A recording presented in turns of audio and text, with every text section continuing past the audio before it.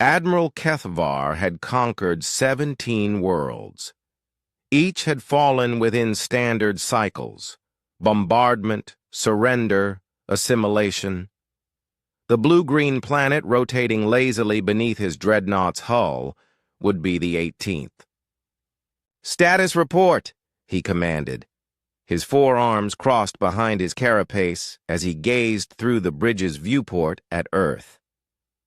"Initial scans complete, Admiral," reported his tactical officer. "Primitive nuclear technology, basic orbital infrastructure. No energy shields detected around their major population centers. They appear to have some sort of warning broadcasts aimed at space." Kethvar's mandibles clicked in amusement. "Warning broadcasts?" "Yes, sir. Radio transmissions in multiple frequencies. Crude pictographs showing what appears to be warnings about invasion attempts." The Admiral's thorax vibrated with laughter. "They know we're coming and still haven't evacuated.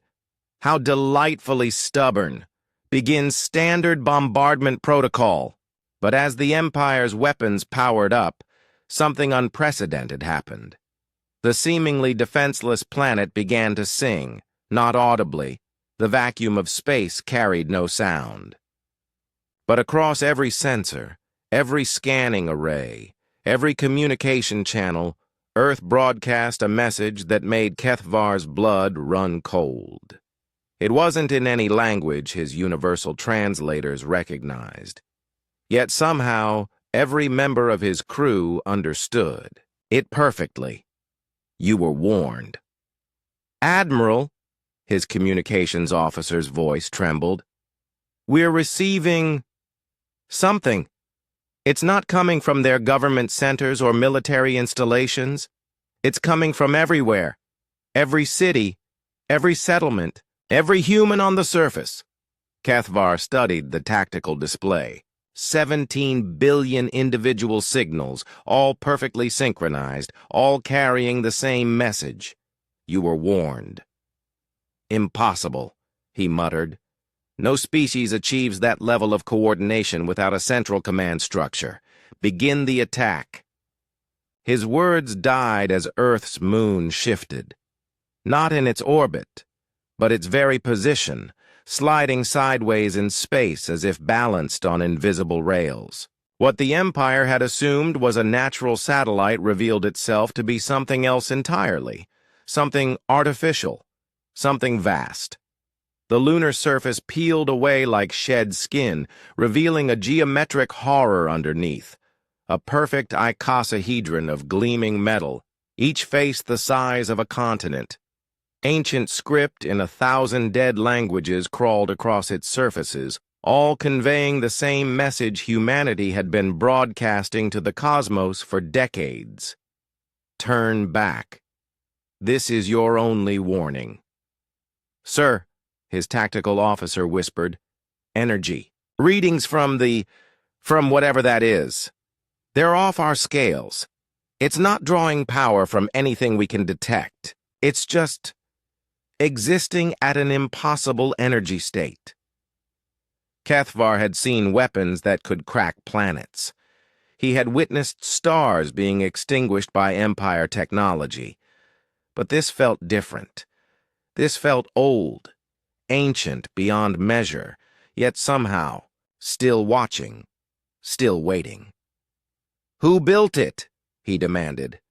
"Unknown, sir, but Admiral, look at this."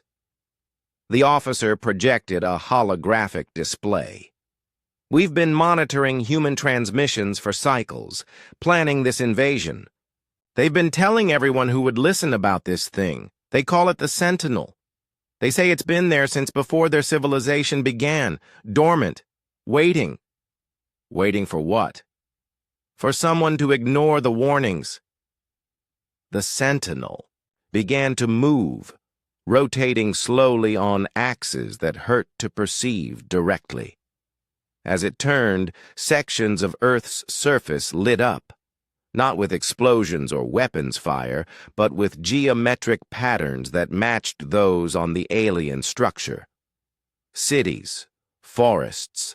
Even the ocean floors glowed with synchronized bioluminescence, creating a mandala of light visible from orbit. The humans, Kethvar realized with growing horror, they're connected to it. All of them. His science officer's readings confirmed his worst fears. Bioelectric patterns match, sir. Every human brain is resonating at the same frequency as the Sentinel. They're not just protected by it, they're part of it. The radio broadcasts from Earth changed, millions of human voices speaking in perfect unison across every frequency. We tried to warn you. We tried to tell you. The Sentinel doesn't protect us. We are the Sentinel. Every child born, every life lived, every death mourned adds to its consciousness. And it has been very, very patient. Space around Earth began to warp. Not the gentle curve of gravity, but sharp, angry folds in reality itself. The Empire's fleet, spread across 1,000,000 kilometers, suddenly found themselves compressed into a sphere barely 100 meters wide. Ship hulls groaned and buckled as the laws of physics rewrote themselves.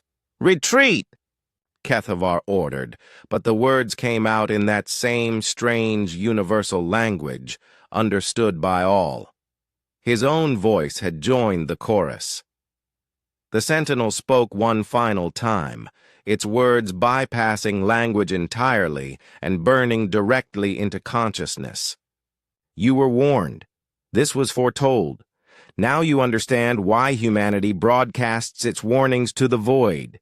Not because we fear invasion, because we pity those who would attempt it. Admiral Kethvar's last coherent thought, before his mind joined the vast collective consciousness that had been growing since the first human looked up at the stars, was a single, terrible realization. Humanity hadn't been warning the cosmos to stay away from Earth. They had been warning the cosmos to stay away from them. The Empire's 18th conquest had succeeded in a way. Earth's orbit was breached, its defenses overcome, its population subjugated.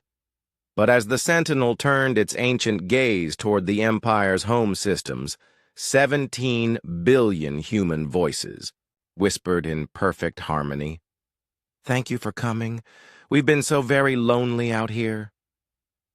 The conquest of Earth was complete. The conquest of everything else was about to begin.